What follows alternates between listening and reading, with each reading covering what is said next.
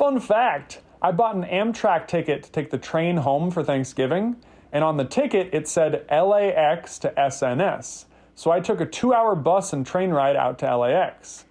However, when I arrived at LAX for the first time and walked up to someone who worked there and asked where I should go, I was told there are no trains connecting to the airport. I'd have to go to Union Station to get to my train. I Googled where that was and found it to be at least an hour and a half from LAX.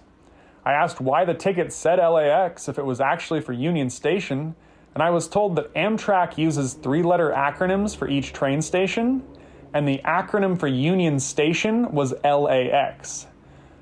That sounded pretty stupid to me, since the airport was already known by that acronym, but it was too late. I was too far from Union Station to make my train, and was stuck at LAX with nowhere to go.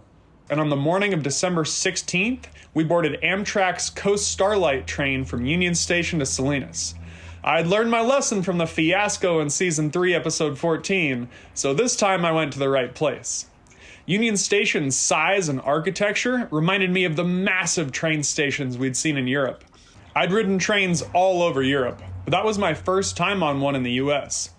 Sure, it was slower, but the view of the California coast was absolutely incredible, and I got to see cities that I'd have an important connection to later in life,